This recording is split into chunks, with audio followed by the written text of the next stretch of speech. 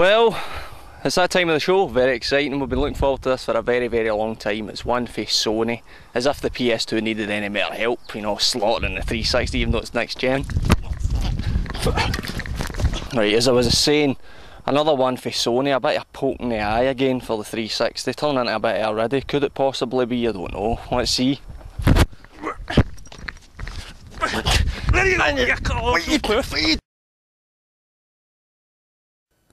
Right then, bit of background first. A few years ago a game called Ico came out. You've probably never heard of that. Shut up. This is a sequel to it, Shadow of the Colossus. You've probably never heard of this either. Shut up again. Straight off the bat you'll notice that Shadow of the Colossus bears very little resemblance to Ico, or at least you would notice that if you played either of the games, which of course you haven't. Be quiet, you small boys. Very little story's been disclosed at the start of the game. You're either through these tranquil surroundings, lovely backgrounds, heading towards Colossus. Colossi. Once you reach said big bad guys, you're to defeat them. Pretty straightforward, isn't it? Is it? I don't know, maybe. You defeat them by getting on them, getting right up on the motherfuckers. Sorry, wrong review. Who was that there? See him? Hello. Aye, I was saying, you look for an opening, you look for hair that you can climb or ledges, and you attach yourself to it, cling on, equip your sword and look for weak spots. Once you find the weak spots, stab them with your sword, and eventually he dies once you've covered all the weak spots.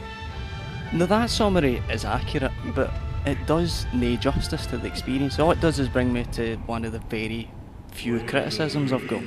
Because, personally speaking, I appreciated the aesthetic qualities of the environment you ride through, because it does enhance a kind of lingering feeling of abandonment when you're contemplating these various ruins and wastelands.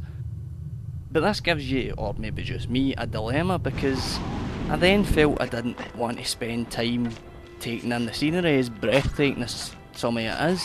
I wanted to keep moving through the Colossi and found that you can move through them at a fairly alarming rate because they're no difficult enough.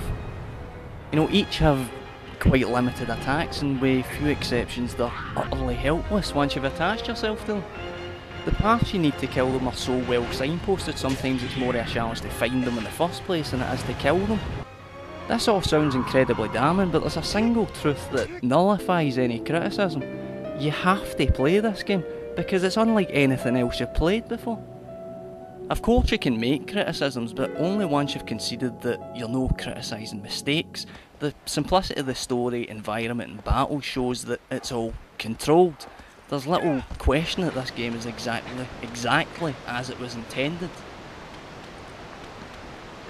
Once you've accepted that, you can start to appreciate what Shadow of the Colossus does well, and what it does well, it does very, very well. I think I've seen this bit before. A big monkey's going to throw a barrel at me in a minute. I might be right.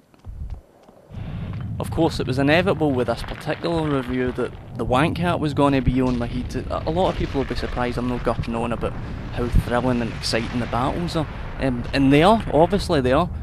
But as horrifying as it will be to the fanboys, the guys that tell you you need to play through it again on hard once you've finished, as horrifying as it will be to them, you do actually, to a certain extent, get used to fighting these things.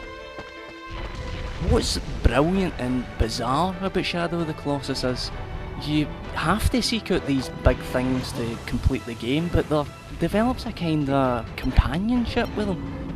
Now a lot of people say that that's what the horse is there for, but to be perfectly honest with you, I found the horse a wee bit arrogant. He was a bit of a show off, so I never really warmed to him.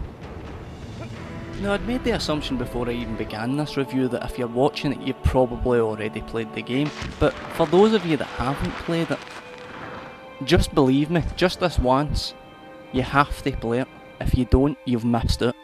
It will give you memories that you'll forget. Fucking blew it, didn't I? Blew it! Ah well, your loss. Calm yourself, this is me using pure logic here. Before you play Shadow of the Colossus, get things in perspective and don't get snobby about it. We're all spoiled little brats these days, so before you play a great game, play one of the worst games.